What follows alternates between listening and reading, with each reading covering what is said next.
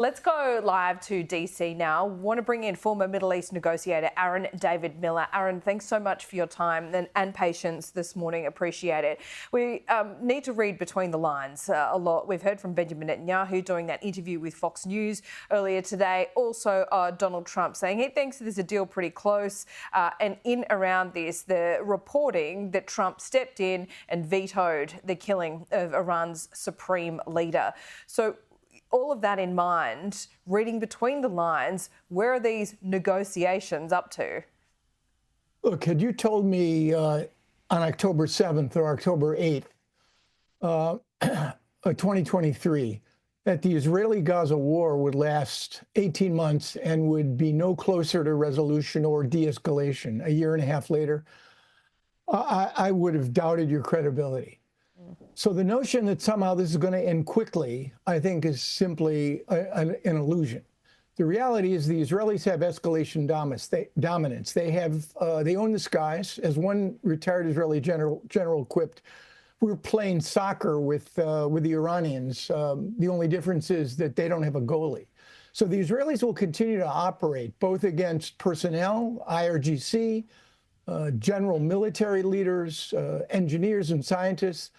They'll try to do as much damage to the nuclear sites that they can identify. There are clearly undeclared sites that only the Iranians know, and they'll go after ballistic missile launchers and production facilities. That's not going to stop.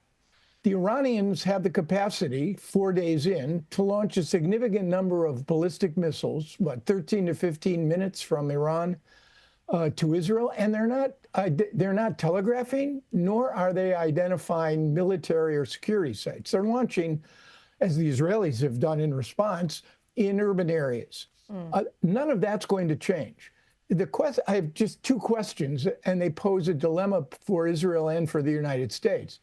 For the Israelis, they would like to destroy the program, but I doubt if they can do it. So at what point does the government of Israel accept the fact that whatever damage they've done to Iranian nuclear sites, it's more than likely that the nuclear program is going to survive? That's dilemma number one for the Israelis. For Mr. Trump, the dilemma is equally clear. He wants the war to end. He doesn't want a war. He doesn't want to enter the war on one hand, but on the other, he seems not prepared or unable to bring it to an end, which is why I think next week at this time, if you'll have me back, you and I are going to be having the same conversation. Well, let's make it a date right here and now then, Aaron. I want to ask you about Israel and their capacity to destroy the nuclear program. That is right. That is the conventional wisdom, of course. But the next question to that is, can Israel destroy Iran's nuclear program with the help of the US? And is there any appetite for doing that? Well, I think Mr. Trump, for any number of reasons, you've seen oil prices, they're over $75 a barrel now. Mr. Trump does not, for that reason, because much of his MAGA base is already adamant that supporting the Israelis, encouraging them, as Mr. Trump, whether he encouraged or not, he didn't say no.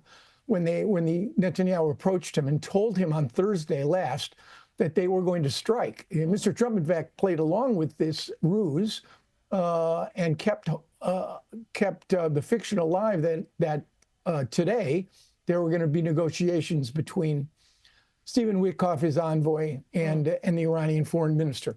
So I think Trump has a problem.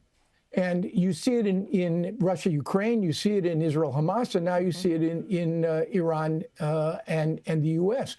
All three of these negotiations are cratering. In large part, they're hard. It's hard to do. And the other reality is that the Americans don't have a strategy. They are not using the leverages at their disposal in any of these negotiations to basically push and press both sides, essentially, to make some moves that could begin to de-escalate them. So, no, I think Mr. Trump is riding the tiger. I think there's zero chance that he's going to basically call up Benjamin Netanyahu and say, I want this war ended, ... or else. So again, I think we're in this for at least another week or two. The only circumstances under which I think you could see this change would be if the Iranians made the mistake of attacking U.S. forces, which will bring the U.S. into the war, or if the Iranians, any of these ballistic missile strikes cause a mass casualty event in Israel. I think the pressure on Trump to come in support of the Israelis would rise. Then the final point is whether at some point Iran makes a decision that they can no longer deal with and accommodate and absorb what the Israelis are doing. And then they go to Mr. Trump and they say, look, we got to get a cessation of hostilities. Let's get back to the negotiating table. Otherwise, this is going to keep going.